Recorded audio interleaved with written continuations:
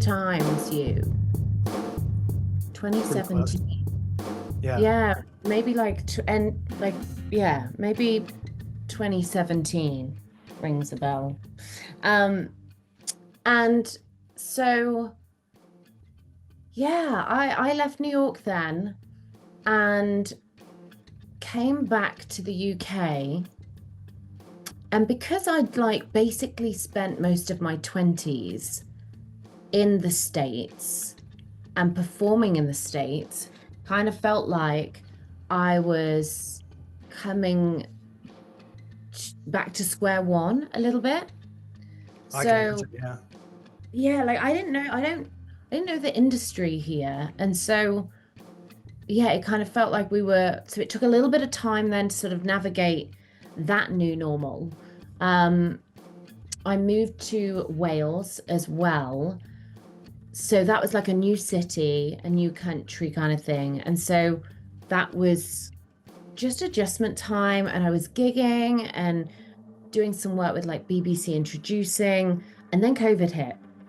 Oh man, yeah. And so then everything went quiet overnight, basically. And I was like, okay, all right, this is such a great opportunity to look at what else. Like, I'd only ever known performance since I was walking and talking.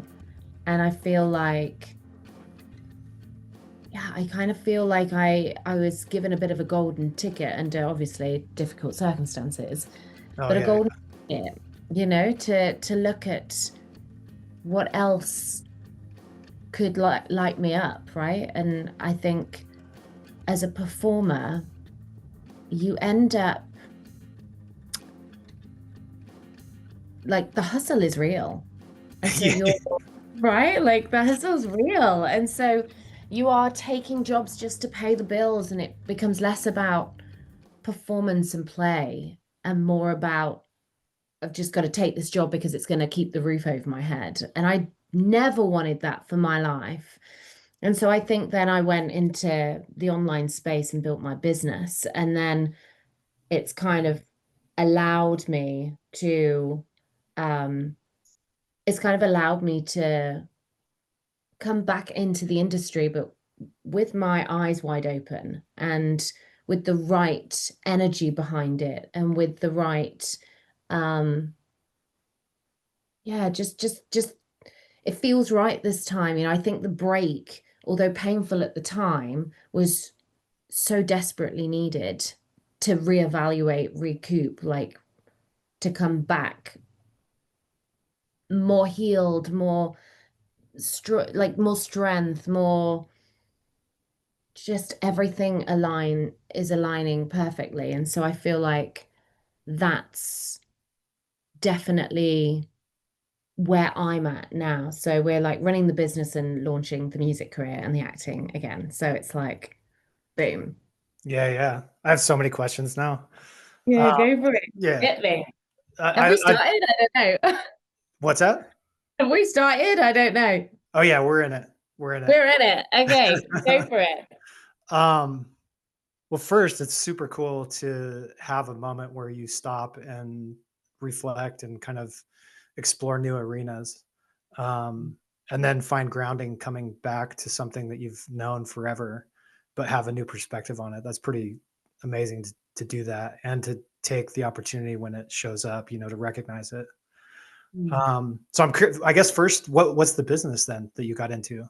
Because that's a whole other arena, and to find success in that is, yeah.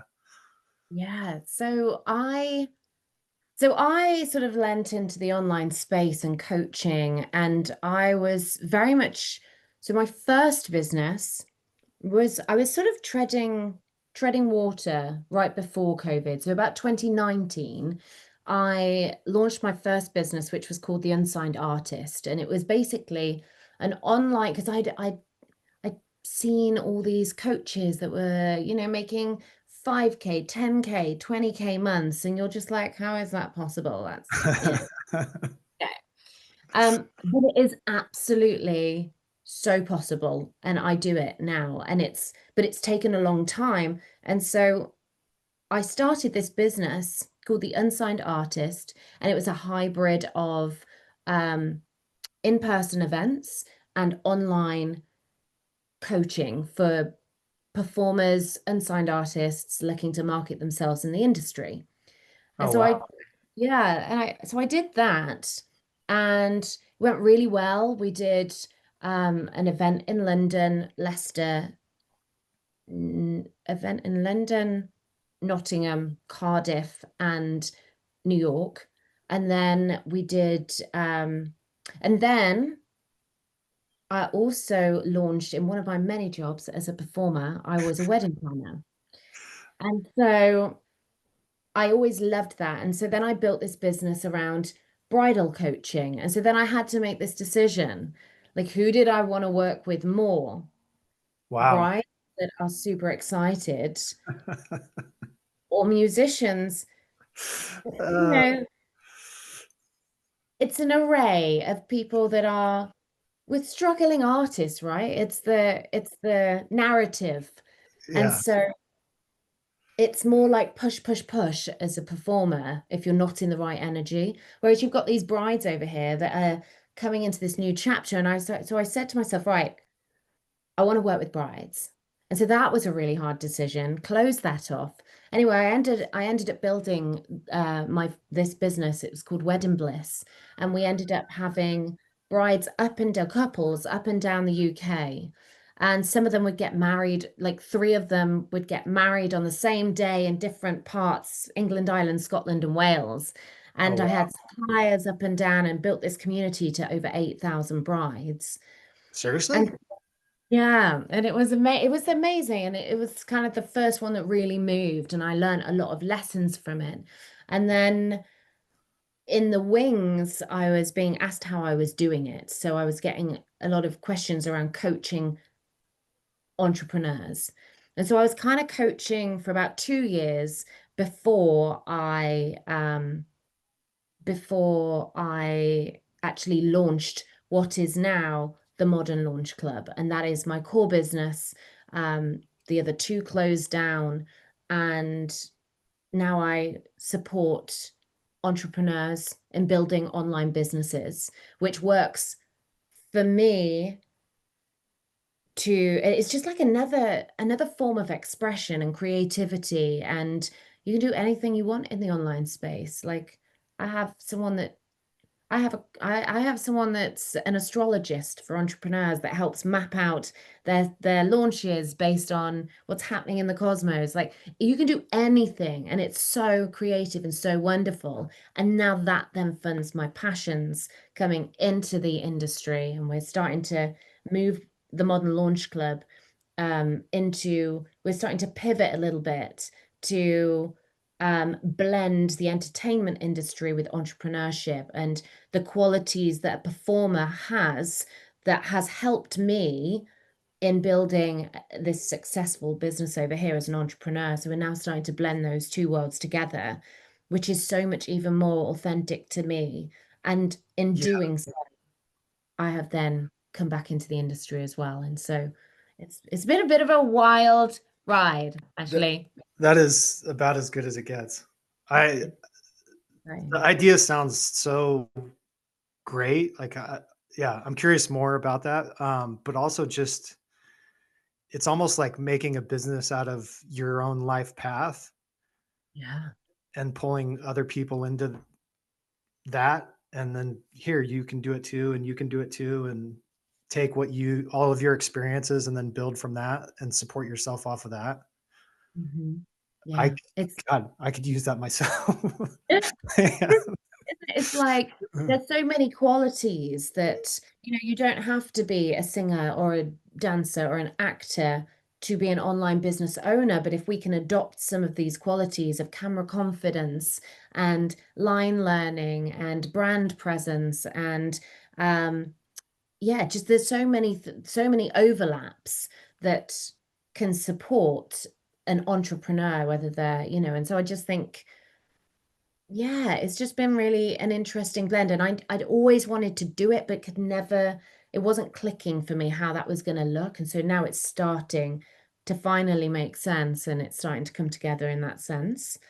Yeah. But the two worlds are colliding, which is beautiful because there was a lot of shame around leaving the industry and a lot of fear, like a lot of, I thought I'd failed but I think that that's the imposter syndrome that comes as a performer and a business owner. And as long as we're out there and we're speaking about it openly, yeah, there was a lot of stuff there for me leaving that behind. And so now this part now feels really exciting because I feel like I've sort of come through the trenches and made it to the other side to be able to go, actually, that was a really necessary break that I needed. And now there's so many more takeaways and so many more lessons to spread further than just the performance industry, but also to entrepreneurs as well.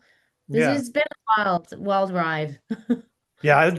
I'd imagine there's people saying it, but also questioning it yourself. Like, if I leave, am I ever coming back? Like, is this it? Yeah. You can't leave. You never get back. Like, you have, yeah. Yeah, and that's been the reaction to the comeback has been absolutely phenomenal. Like people that I like, fans from like back in the day, like we were talking like 10 years ago, however long, like they're resurfacing and they're like lifelong, and it like I think the reaction to the comeback was more blown over. I was more blown over because I was kind of in shock by it, because I'd told myself this narrative of, oh, you're starting from scratch again, and I think that actually, no, it's like actually really courageous to take that step back and go, I need the break. I need Oh, the break to come back with the energy that actually, that I want to come at it with play, right? This is where my inner child gets to play, is on stage. And she lost that for a long time, for like 5 or 8 years, like 5 years COVID, but really trailing off for probably 8 years, before. So it's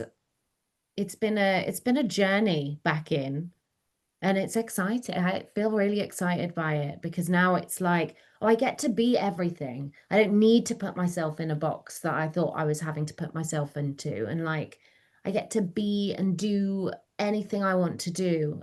And it's taken me till now to really feel that. And I could say it, but I didn't mean it back then. And maybe performance as well sort of was rooted in a lot of ego, whereas now is it's so not that. It's so coming from a place of impact and, yeah, just how can this music or this piece support people watching. And yeah, I think there's been a lot of crossovers and a lot of moments of reflection to get to this point, but it's mhm.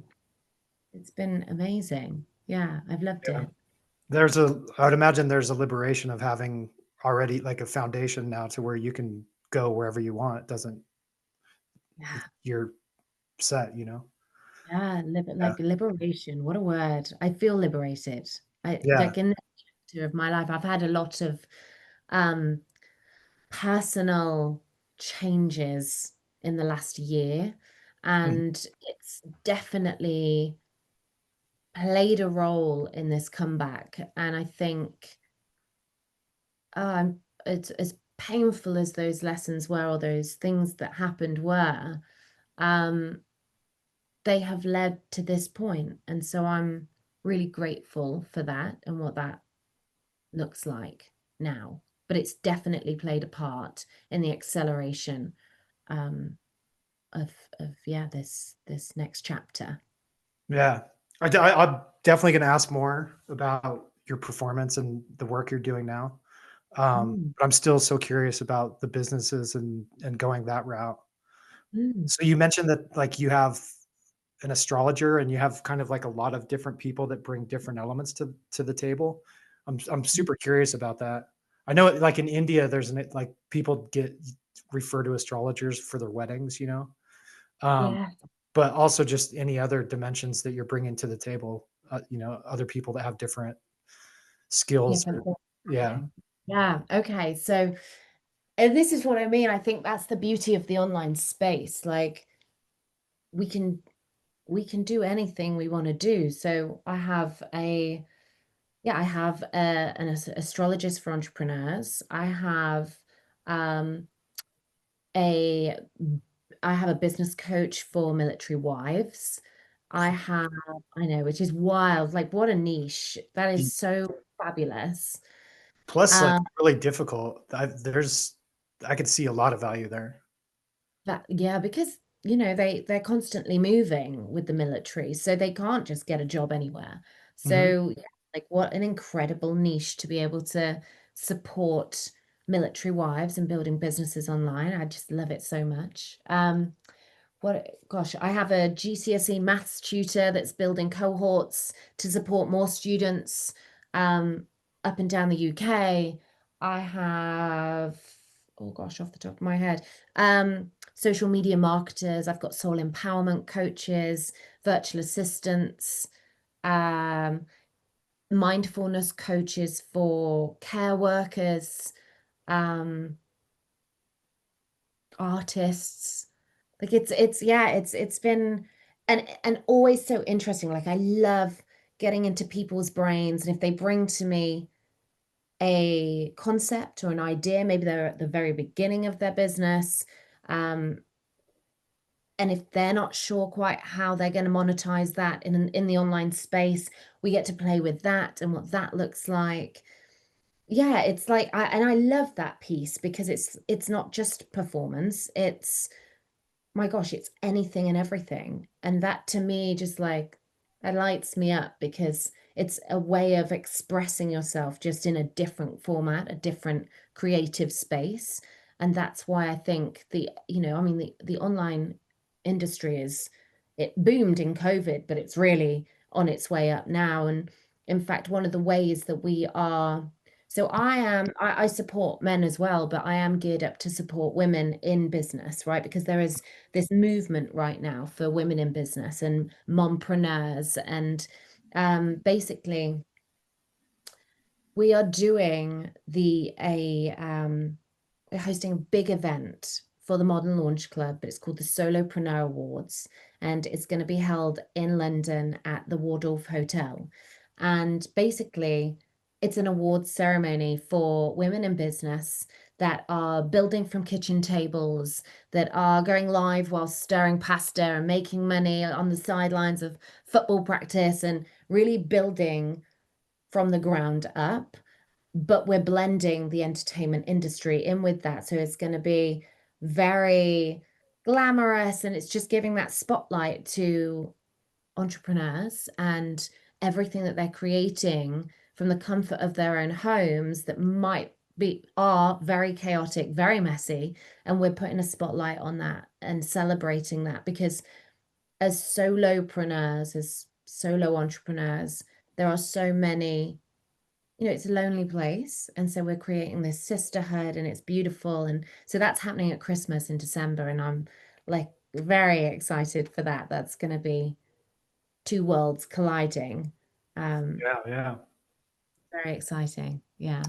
It seems like it's the direction also for performers and entertainers too, because it's kind of like a fractured landscape compared to how it originally was. And to Mm. go into that world, you really become an entrepreneur also. Yeah. Um, Like it's business, right?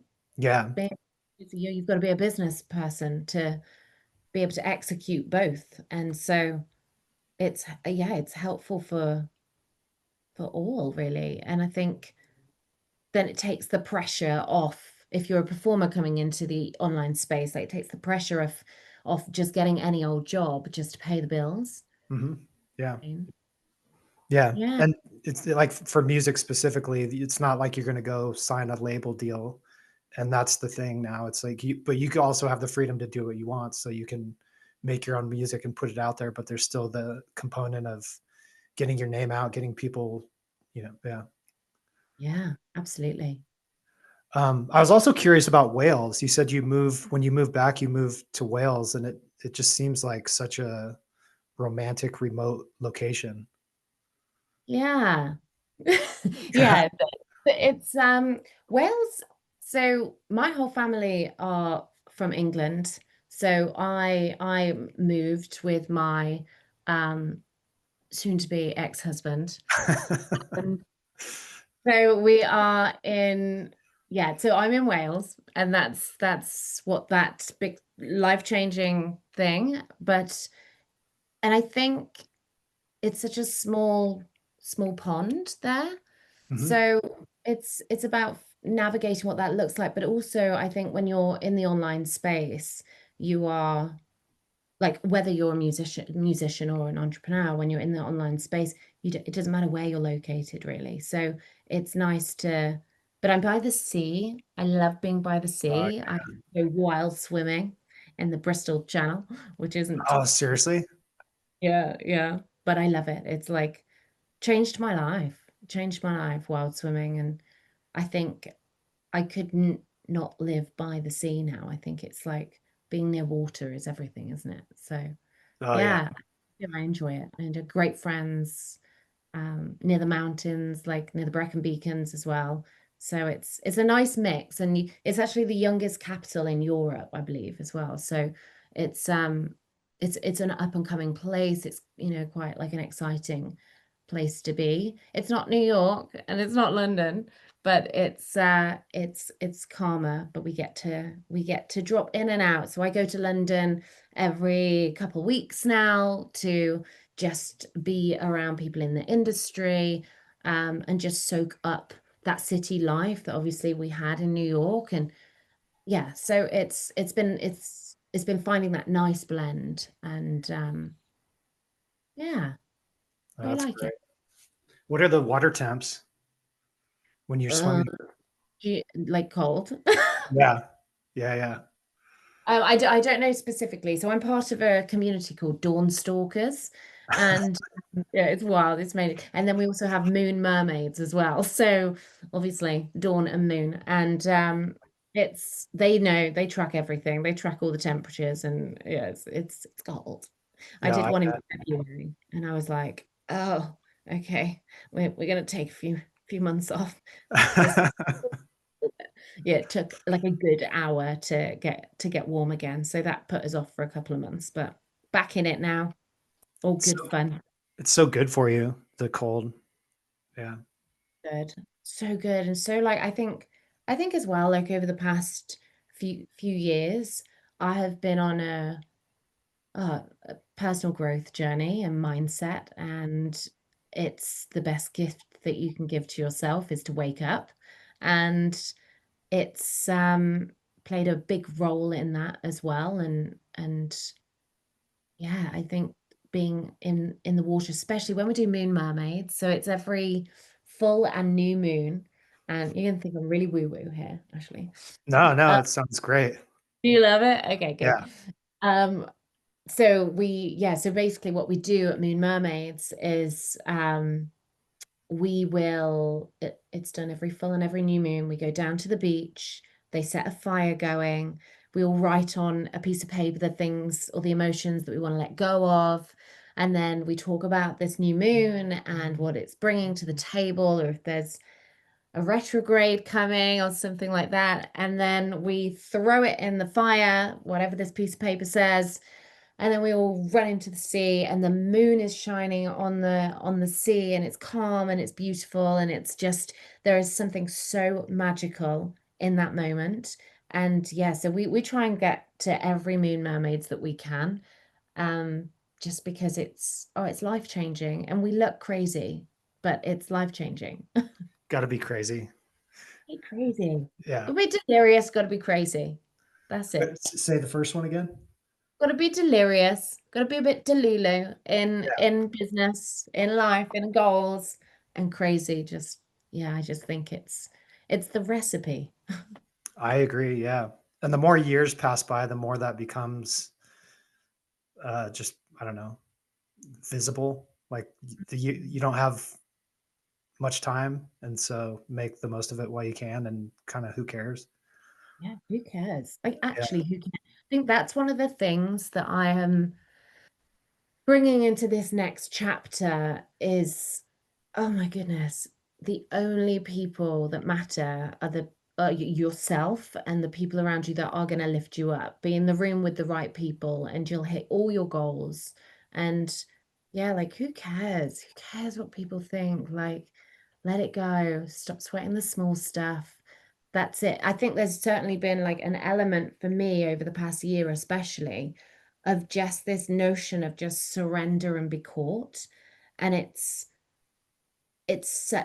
something that I live my life by now, is like there's no point in worrying about the things you cannot control, Totally. because manifestation and all, what is for you will not pass you, and if things are shifting, it's for a reason. And I heard something, I'm just going to segue us really quick. So my best friend is living in Bali at the minute, Oh, no and way.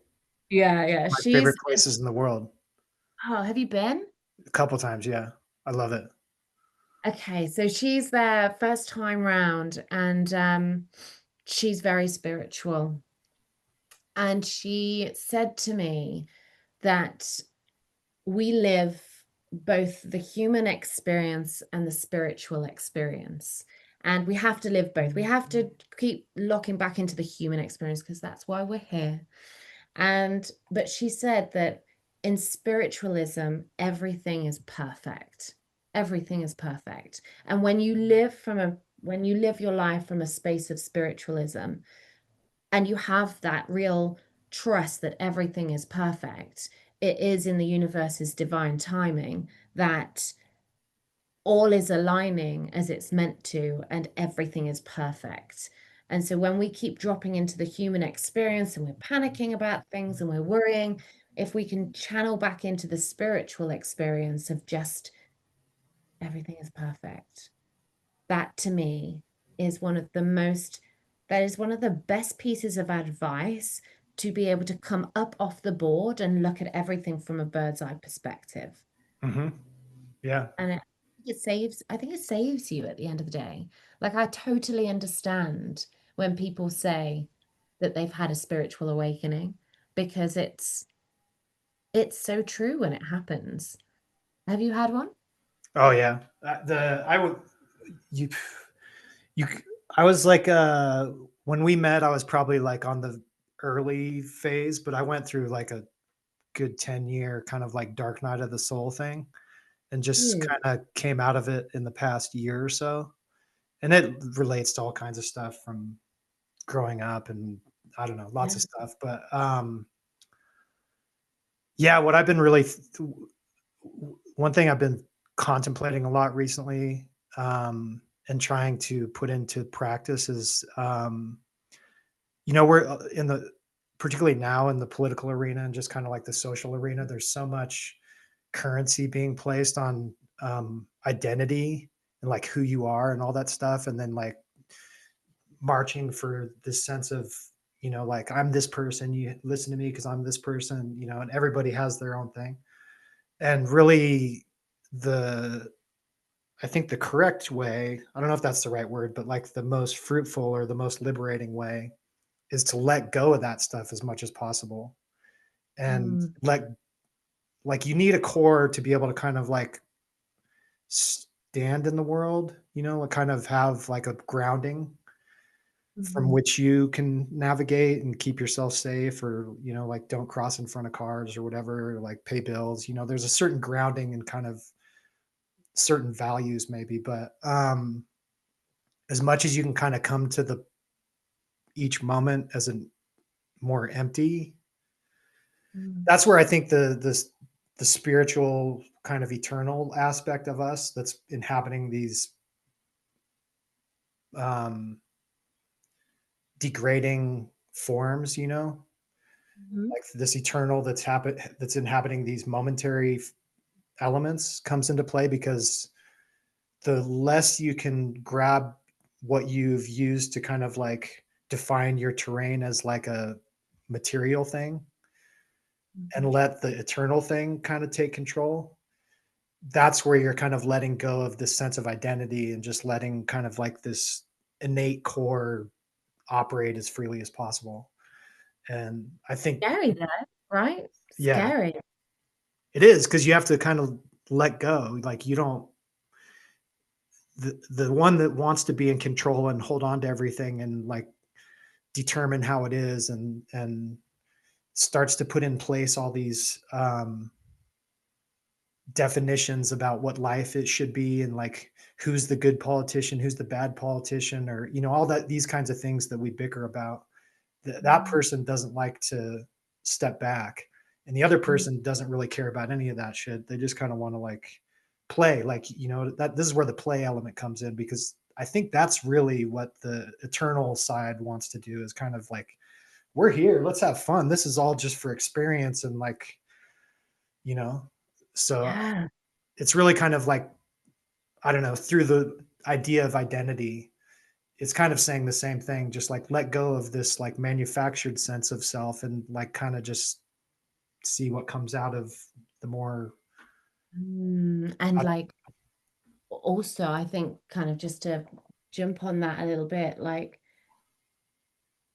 yeah, like we are so programmed, right, through society. Like, how do we even know who we are? Like, actually, our yeah. identity, like what it's only what we've been telling ourselves and the narratives and the stories that we've learned from ancestors and everything, that it's like, well, who actually am I and what do I want? And I think I did some work on like authentic code stuff. And that's been really interesting as well, because it's like all of this stuff and what we are and what we seem to think that we are as people, it was all built from everything, the children's books that we used to read and the characters in them and all these things that like have made up our peripheral, that then Mhm. actually we are now at adult age and have adult responsibilities and have all these rules that we have to play around. And it's like, well, actually, what is my identity truly? And how am I going to let go of that? And there are so many questions. And that's why people hold on to it, because they Mhm. don't want to, it's too scary to let it go. Because actually, if you throw everything out the window, what are you left with? You're left with this uncomfortable feeling, and people don't like to feel uncomfortable because they've now got to work through and find the things that actually are authentically them. Does that Yes. make sense? Yeah, you're grounded on nothing if you kind of like step back and kind of strip it to its basis. Yeah.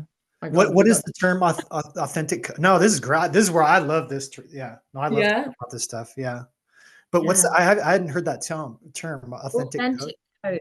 So it's a term that is used. I don't know if it's like an official term, but it's a term that's used by a company called To Be Magnetic. So TBM. Have you heard of them? No, TBM. no. Like great. Like basically, um, yeah, it's all like shadow work and manifestation and money mindset and inner child work and all of this stuff. And it was built by she was a former, I believe, former actress, Lacey Phillips.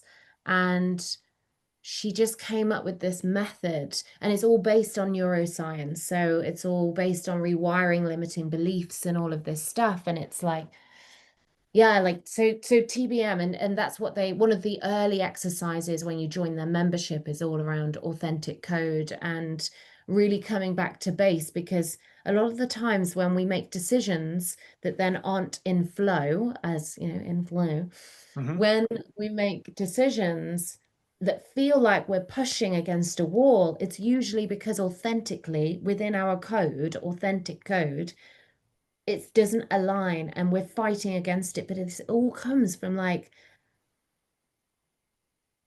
like real children stuff, where we've just picked up all of these things, and that then, yeah, we but then they get shook and shaken as we grow older and have to then adapt to the world around us. And that's yeah, that's authentic code. And they guide you through like a list of questions and meditations and exercises that then basically bring you to this end point of like, oh, this is who I am. This is what I love. And as long as I keep following my joy, that's going to be what that's going to make my life easier. This is where we get to open up and be able to manifest our dream lives and our dream partners and all of these things, but it's actually we just spend so long just getting in our own way and worrying about what other people think that it's so hard to just be, right? I pulled an oracle Yeah. card the other and it's like a running joke now, but it's like it was just be. That was the word. And it was very much about like, and all the oracle cards I pull is very much let go of the control. Let go of control. And that's I have to control things, and that's past trauma and all of this stuff as well, as we go Oh through yeah. that. But it's all fun and games. But letting go of control for me is really difficult to do. But this thing just keeps coming up. It's just like, just be. Just be. You are enough. Just be. And let the world rotate around you. Like my dad used to say that during this last year. He said to me very often, go to sleep, Nick. Just let the world rotate without you tonight. And it's, you know what I mean? Like it's very grounding in that just we don't need to push and pull. We can just be and let the world unfold as it's meant to and know that it's within your best interest for it to do that, if that makes sense. Yeah. Yeah. Yeah. I was recently, have you heard of Richard Rudd? No. He was, I forget what it's called. He came out of some other movement, but he wrote these books called The Gene Keys. And the base premise is, say that again? That rings a bell, but I Yeah. haven't. Yeah, yeah. But the base premise basically is that when you're born, like when basically your DNA is like marked with like a, I don't know if purpose is the right word, but like traits and whatnot. It ties in with the bigger astrology picture, but Mm. there's a whole load of DNA that's we don't even know what it does. And his premise is that that's part of it. They call it junk DNA, but the scientists, just because they don't know what it is, but that it's like the whole history of humanity is written in that, and then also you personally are marked with like traits and things like that. It's really interesting. Mm. But it sounds similar on that authentic code because it Yeah. is like according to him, it's like it's coded in you, kind of like your nature. Um, Mm. and then maybe it Yeah. has a particular path that you're meant to walk, that kind of thing. Um, yeah, it's really interesting. I also got really deep into Carl Jung recently, and um, with the shadow work, and I've been reading his Red book. Have you heard of that? No. It's so wild. So What's he saying? well, it's like it's very abstract. It almost sounds like somebody who's documenting like a mushroom trip or something because it's very he's like painting these scenes, but it was a process that he went into, like that he actually was living, where he, I think it was kind of like a meditative kind of state that he would get into, but he called it like creative creative imagination. And he Mhm. would, I think he had patients or people taking down what he would do, but he would go into this state and have like these scenes that he would enter Mm. and these figures that he would interact with. And it was kind of like a process of communicating with his unconscious and like these all these scenes. Um, Oh, I've lost you. yeah, I just got a note that something changed here.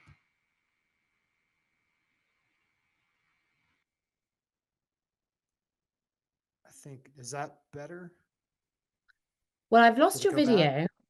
Um, Oh, huh? I've lost your video. Oh, Is that better? I've it's like there's something over the camera. That is so weird. It just like cut out. Um, How? I do not know what happened. Oh, I know why. Because it switched. Okay, now I have to Can choose that one. you see me? I can see you. It just like I have I don't know what happened. Some of the settings just changed. But it went over to my computer camera when I have another one. Nice. So Yeah, so the Red Book, it's like basically he started having these visions before he was doing this of like blood and death and all this stuff, and he thought he was going crazy. And Mm. and he had multiple, like 12 of them or something. Um, and then World War One broke out, and he realized and there was this voice telling him like, no, this is real, because he was like, what is going, So when World War One broke out, he realized like, oh, this, like, I'm not going crazy, like this was like real visions. So he started doing, I don't know how this fits in the narrative, in the overall, but he had this process of doing these creative imagination thing. And so he would write late after having these experiences, he was writing them out. And it's called the Red Book because he first wrote them in like a journal. And then he went and bought like a bound red book where he was in like fine calligraphy describing these experiences. And then he did paintings too of some of the scenes. And he didn't publish it. He kept it in like he just kept it. And he was afraid, I have this correct, but if he were to put it out there, nobody would take him seriously, because this was like the basis of his intellectual work as a person who studied the mind. Yeah. And so his family didn't release it to the public until like, I want to say 2005 or something like that. Wow. So it's almost like if you're like, I don't know, I grew up as a basketball fan. So if you're like Michael Jordan Yeah. and the whole world knows you as this famous athlete, but they know Mm. nothing about the fact that you like won all these championships. It's kind of like that. He had this whole body of work. He became famous and his name grew through the years, but like the main thing that he didn't get released until recently. So he hasn't even like really penetrated the culture like to the extent that he probably will. Um, but basically the Red Book is like reading all these visions, like the description of all these stories, and it's like about, and then his like kind of, he'll describe the scene, but then he also writes all the meaning he took from it. It is Yeah. it's such a wild book. But it's like really it's got me really framed on like the shadow side, and like if you don't kind of confront your own darkness and like honor it, not just try to like purge yourself of it, but like accept it, like we all have these things, then it just Mm. oozes out invisibly, and you're like inflicting this on people without even knowing it. And so you Mm. kind of have to like internalize all of it and then use it as it's intended, but you kind of learn how to be more, because it's the side of you that would like Want to anybody try. like, yeah, you try to suppress it, you don't want to accept these dark things about you, but it's also that like if you're attacked by a bear, it's going to be like that side of it that's going to come out. So Yeah. it Do has you its know? place. Yeah, it does. Like so massively. And I think that's so interesting what you just said about like basically deal with your trauma because you're inflicting it on everybody else, even if you don't know it.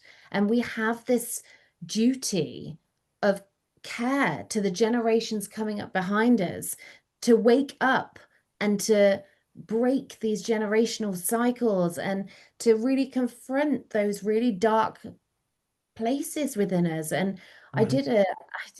an exercise once in shadow work, and it was through TBM as well. And oh my gosh, it is so confronting. And basically, it's like you're in this, you're almost in like this desert thing, and then you go up the mountain and down these steps into the middle of the mountain. And actually, you then have you heard of it? Am I explaining what you've heard No, of? there's scenes like that in the Red Book. There's really similar things.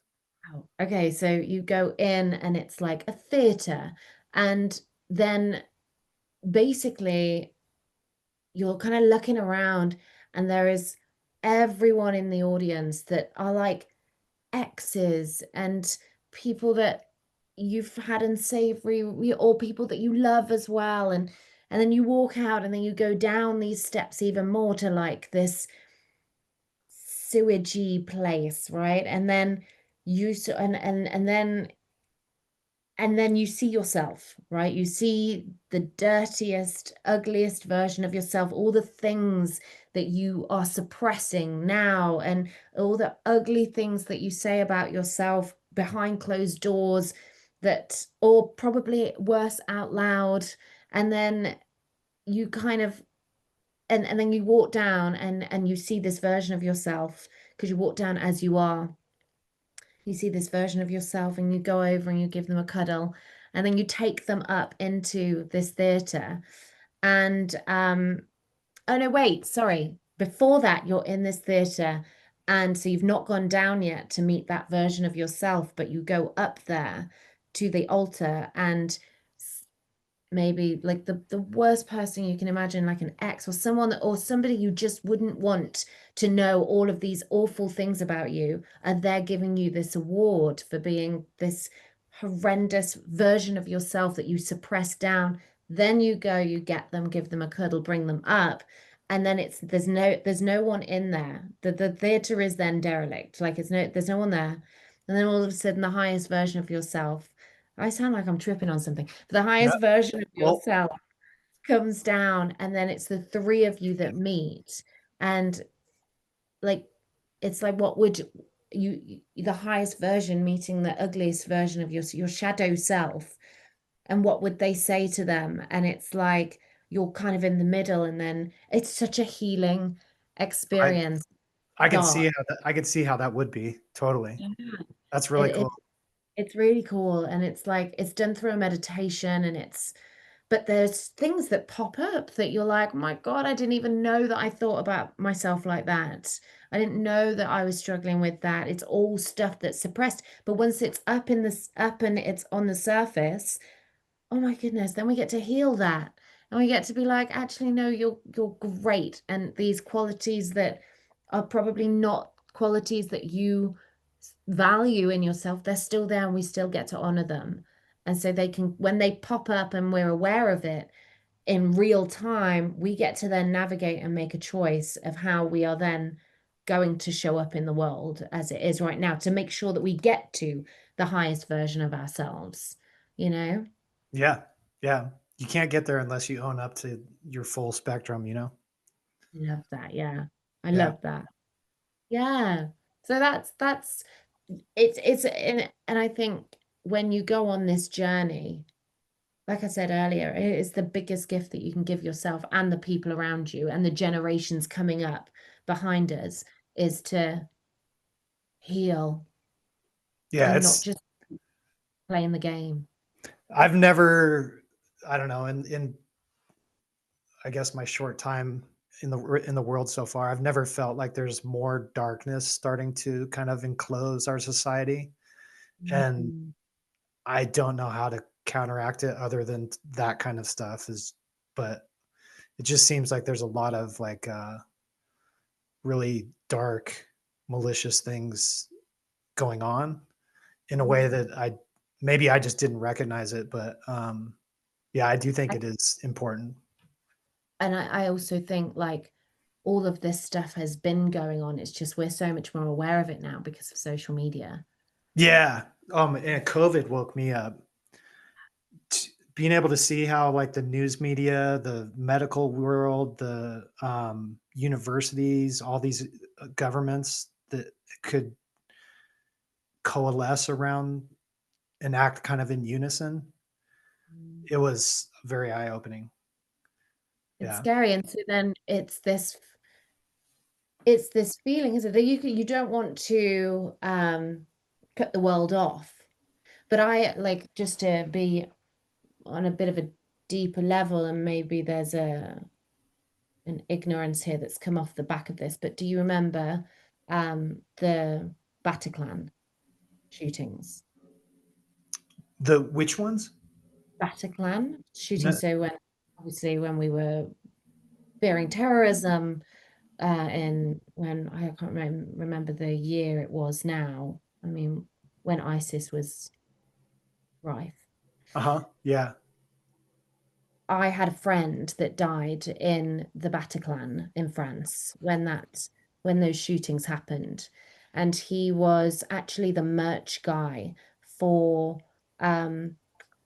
so my music producer is Austin Bello from Forever the Sickest Kids.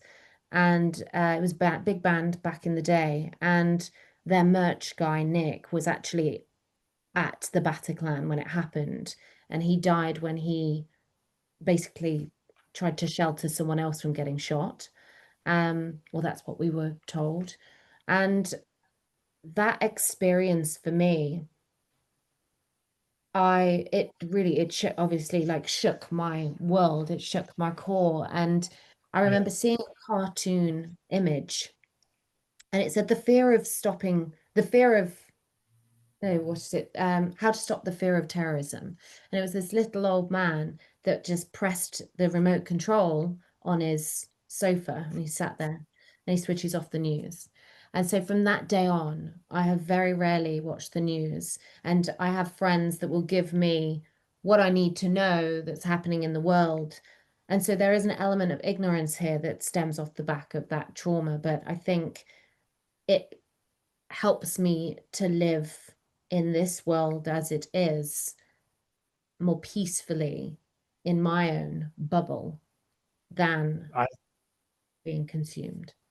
I think that is a great way to go about it. Yeah. Yeah. We kind of live in an informational matrix, and it's a Mm. way to just step back out of that. Yeah. Yeah. It, I'm sorry, go ahead.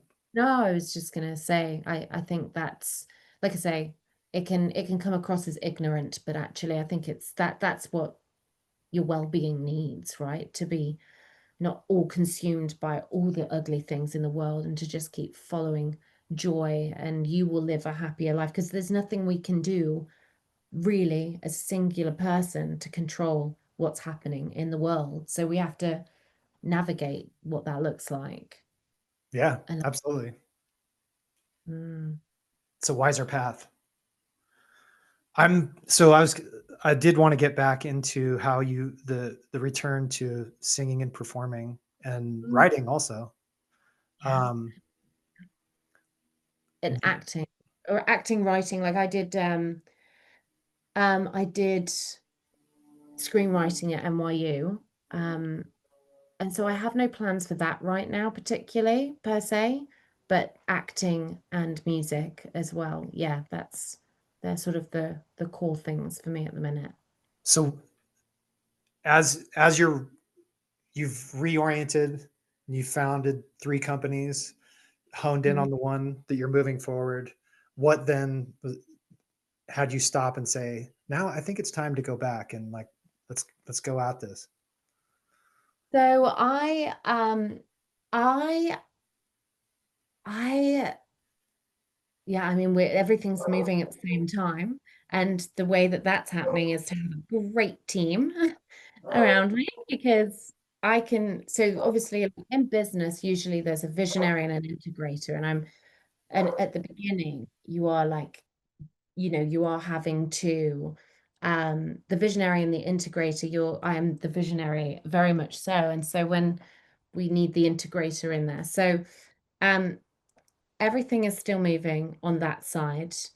And wait, what was the question? the Yeah. the impetus to get back into it. Sorry, I have a dog Yeah, that's howling. go for it. Go for it. I think Bless she her. stopped. I have a Good. Oh, I have a beagle that when she wants attention, she just starts howling sometimes. But oh, cute, girl. Cute. Enough to give attention. oh, she's a good one, yeah. Um, Go for it. What were you saying? What was the question? So the impetus to get back in, to you've paused, and then at some point you have to have realized like, okay, I'm ready to go and do this again. Yeah. Okay. Yeah. So, yeah, the businesses, they came, they went, they stayed. The ones that needed to stay, they stayed. And then, yeah, coming into the industry. So I had I had 4 songs that I wrote and recorded 5 years ago, but never released them. And I always questioned why I never released them. And I'd have friends that would ask me, when are we seeing Nikki 2.0 coming back in? When are we seeing Nikki the singer back? And I was like, oh, well, I don't know. I don't know if now's the time. I don't know if the time is now. And so when my breakup happened, I just realized that I had very much put myself last. And it happened so discreetly over the years that I had just started playing small and not who I was at all. And I think I'd sort of settled. And then when the breakup happened, it was like the green light, like something like the fire just lit back up in me again. And I was like, no, like that's me. I'm a performer. And yes, we're a businesswoman over here as well now, which is beautiful. And we're creating so much more impact than I ever had, um, really as a performer. So yeah, it was sort of like, now's the time because now I get to play again. Like this is where the inner child plays. This is where it's all I've ever known. So then there's this almost that it's not coming from this energy, but there is an element of anger in why? Like why did you stop? Because this lights you up. This is in your authentic code. But like I said earlier, there was also, it's this whole thing as well as a child, and even through my years as a performer, you would get this dopamine hit from people saying how talented you were, how great you were at this, that, and the other. And then you sort of lose yourself or lose the reason behind why you fell in love with it in the first place. So having that hiatus and having that step back to really go, well, wait, who is Nikki? What does she stand for? What are her core beliefs? What does she need to heal to show up as the best version? I listened to a radio interview I did with Nigel Barker and on SiriusXM. And oh my God, I was like cringing because it was just this Nikki that just was so untrusting of her talent, untrusting of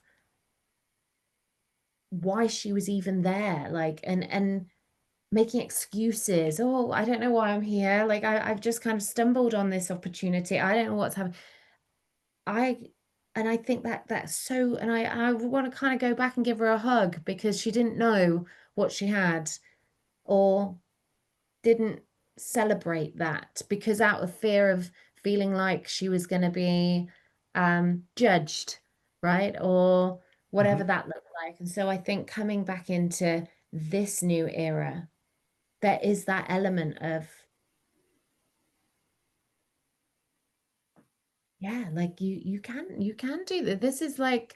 It's so much more than ego. It's more, how can we impact over here as well in music? It's coming from the right place now, or acting with a script. Like, how can we create that impact that you're creating over here in business? How do the two get to work together? And so I think that's been the stem of coming back in, but coming back in from a really healthy place. Yeah, yeah. So, yeah, Confluence of a lot of different factors that occurred in life. Yeah. yeah. And own it. Yeah, totally. It's not an ego thing. Yeah, Mm, no. yeah. There's a lot of ego in being humble. Like Hmm. it's sort of like performing socially. It, Yeah. and Yeah. Sorry, this dog. I want to Yeah, just. I'll be right go back. for it. No, no, yeah, you're good. You're good. Go for it. Mission accomplished there. Yeah. So, No, all good. All good. um, Uh, what were we saying? about humility, there's a certain. I think just own. It's not ego to just kind of own who you are and where you are. Like, I don't know. You have an Mm. amazing voice, like really powerful. Like, I was listening to some of your songs today. Um, Oh, and yeah, I don't think there's anything egotistical about understanding that about yourself, you know? and I think that that has taken me a long time to, and during that break, right, that 5 year break, I think um, that's where I found that level, again, kind of through, but it's so funny, like how kind of through business, like if you're not screaming and shouting about your offer, who, like, you are the product, right? No one, people buy the person, not the product. So if you don't believe in it, who else is going to believe in it? And I knew I can understand that from or at the time could understand that from a business perspective, but actually that should have been happening over here. And listening and believing and not getting locked in on the finer details of, oh gosh, there's so many performers and how, but your USP is you, just like in business. So it's like these two worlds again that are colliding, and I needed to learn those lessons over here to be able to apply them over here. And I That's think, fascinating. yeah. Yeah, that is God, that is such a good point. Mm, That's really cool that it's very cool how that played out and how the two have fed each other. yes, Yeah, massively. I think that that's been monumental, like I say, like, and even it's funny, I've done a few things lately on, like, within the acting space, like webinars and things like that, and they're teaching mindset now to performers that I have been learning and perfecting over here in business, and it should have been taught to performers back in the day when I was there, like it was when I was rotating around that industry, because it is mindset. Like, you are, like, this is 100% your success in life. Doesn't matter what you do in the world, the things you achieve, it's all down to what's going up in here. Like, if it was all strategy based, everyone would be millionaires. Everyone would be there. Everyone would, it's all, everything is up here. Everyone would be famous, whatever it is, your life and its success is determined by what's going on in your brain. And I think that when you lock that in and when you figure that out, and when you know that that's the thing you need to work on, that's when the game changes for your life and for the people around you. And I think that that's been, yeah, really eye-opening for me. So again, it's sort of like I'm excited for this next chapter in performance because of all the things and the time I've taken over here to work on this, because that's been to work on the brain and how my brain works and when I'm self-sabotaging and all of these things and try and catch it. And that is what's going to help the success over here this time around. absolutely. Yeah. Think. So what are you releasing new music and having Yeah. concerts and like Yeah. So basically, yesterday I released my first single in I think it's been 5 years since the last one. oh wow. Yeah. So yesterday it came out. So it's called What's So New About You. I listened And to that. did you? Yeah, Yeah, I that really literally liked it. 24 hours ago. Oh Um, wow. yeah. And then I don't know when you're releasing this, but the Probably in the video, next week. perfect, because the video for that is in the next week. All right. And um, and then we are gearing up because my first live show in, oh my gosh, I think this is about 8 years, is is on August 2nd in Cardiff Bay, and it's beautiful. It's in a venue that overlooks water and the sun. Hopefully, we're going to get some lovely weather, the sunset. The whole band is back together with some new faces. And so we are lots of things, irons in the fire, lots of new stuff being released as well. like I say, those 4 tracks that I made back in the day, oh my goodness, I could never quite understand why I'd written them, but they haven't. It's almost like me now went back to Nikki 5 years ago and said, you need to create this music, but you're not going to release it yet.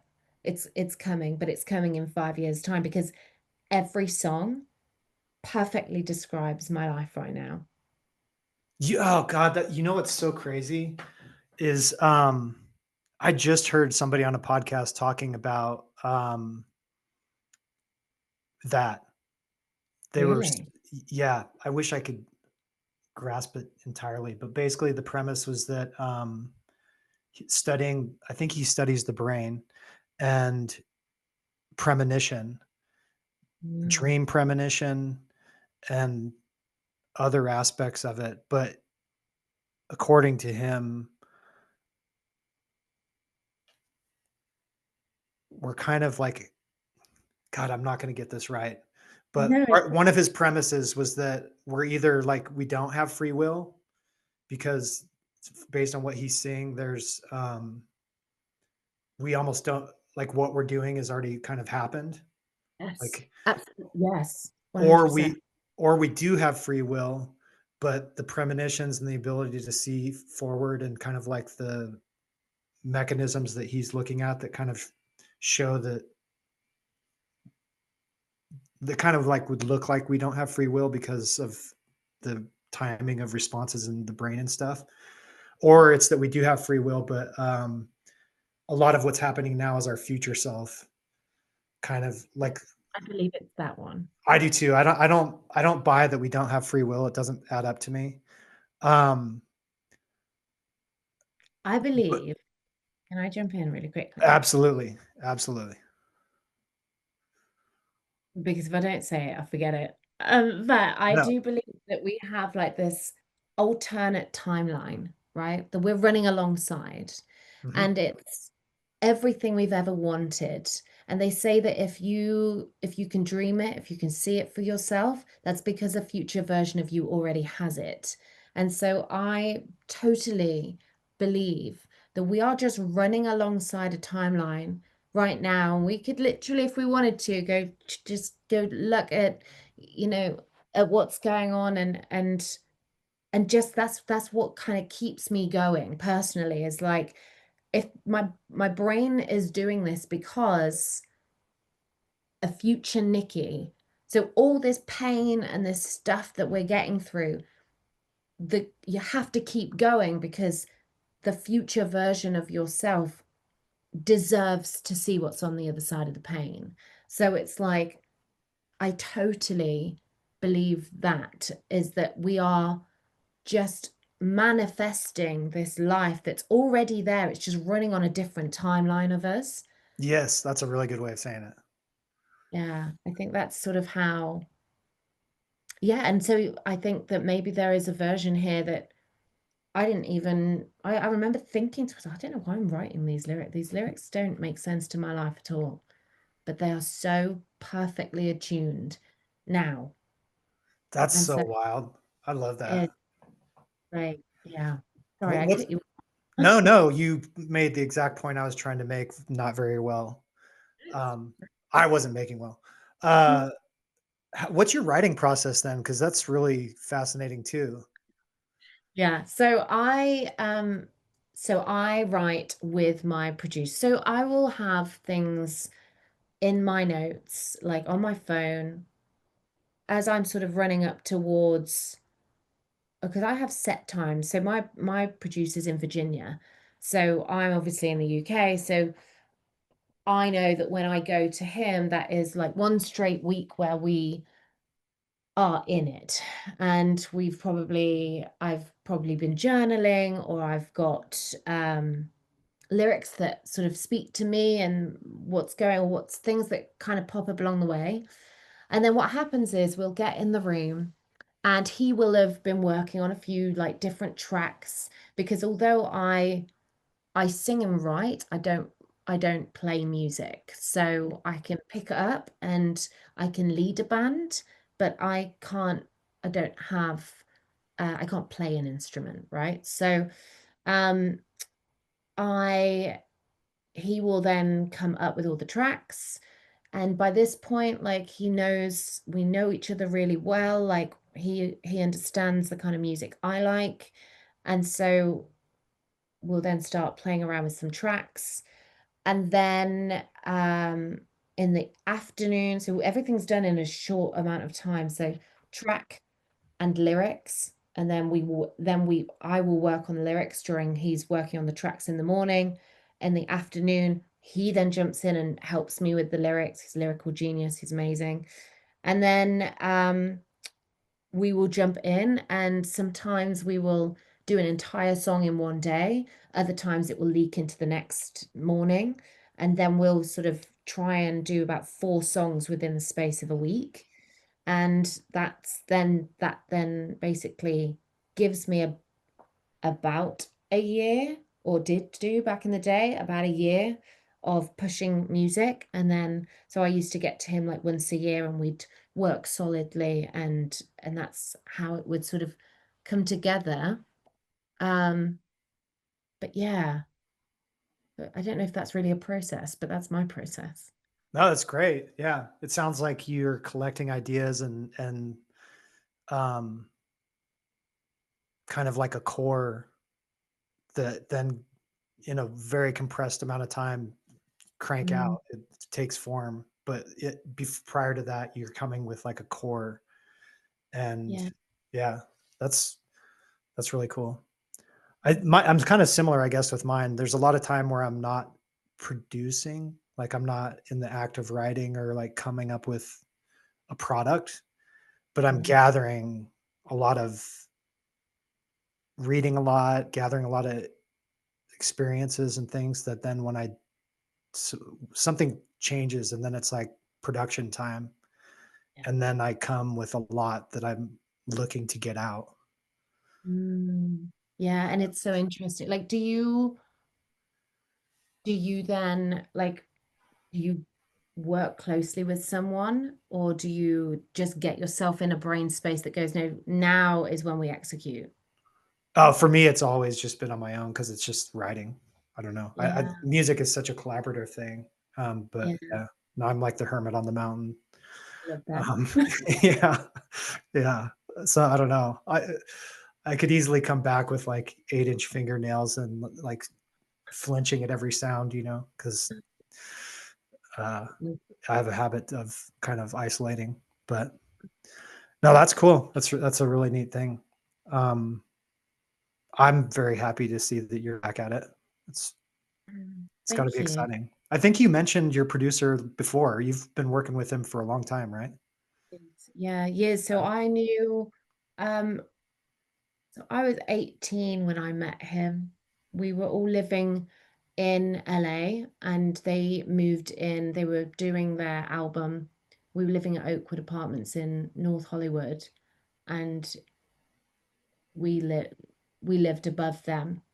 And yeah, we all just got really close. And then any time that they would come tour the UK, I would jump on the bus with them. So I think that's why I've got a thing about sleeping in like small spaces now, because absolutely horrific being in those beds. And so I was like, ugh. So then yeah, every time they would come over to the UK, I'd like jump on the bus with them, and we'd go touring. And um but yeah, I'd known him since I was 18. And then we had a long break of like didn't see each other for a long time. Or I like they all were obviously in the States, I was in the UK. And then I moved to New York, and then randomly I was working at Ellen Stardust Diner, which I don't think I was, maybe I was working at the time. I think so. Yeah. So I was working at Ellen Stardust Diner, and then after many years, Austin walked through the door at the diner, and we ended up, yeah, making music again. Like he walked in with his wife, and we were just a bit like, oh my gosh. And then we ended up, oh my God, he changed my life. He changed, like our working together, he just changed my life. And threw everything onto like a main stage for me, and it brought me so many opportunities working with him. And so he's kind of my ride or die at this point, and he gets me, and we are such good friends, and it just makes sense that, I have worked with other producers before, but it's finding that click is really difficult. So it's like, yeah, I would rather, and I work like that as well. I'd rather like get all of my thoughts into one thing and then go do something in a really condensed amount of time. And I like results. I like the process, but I'd rather see results and I'll see them fast. I'm quite an impatient person. So that works really well for me to just be like, okay, great, we're going to get over to the States. We're going to work solid for a week, and then we're going to walk out with a year's worth of music to be able to push throughout the year. And that works really well. And I know it's great, and I trust him with my life. So I think it's really hard for me to stray from that, because I think we kind of come as a pair and a team at this point, and Yeah. there's a music that we create that people expect from me at this point. So I think that plays a role in that too. Yeah, that's great. It's great to have that. Mm. Yeah. Yeah, we're very lucky. Cool. Life.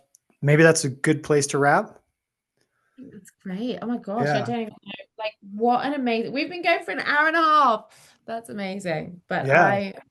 what an amazing catch up. We have covered it all. Oh, it's been nice. It's been really nice. Yeah. I had no idea about the business side of what you've been doing either, and that's really cool to hear that. I Um, kind of kept it separate, to be honest with you, because there was this shame of like, yeah, no, I'd always been known as a performer. So then it was coming into the online space and being like, well, actually, we get to have it all if we want to. And yeah, that's played such a big role in this. And it's allowed me the freedom to come back in as my authentic self. So it's nice that I get to sort of blend the two worlds and share what I've been working on over the last few years. So yeah. Absolutely. Yeah. Yeah. No, it's really fascinating how much they intertwine too, how much they feed each other. Yeah. Oh, it's crazy. It is crazy how they all interlock. And yeah, it's exciting. It's an exciting new chapter. I'm Yeah. here for it. Well, I'm Thank God. excited. I'm excited for you too. Yeah. That's great.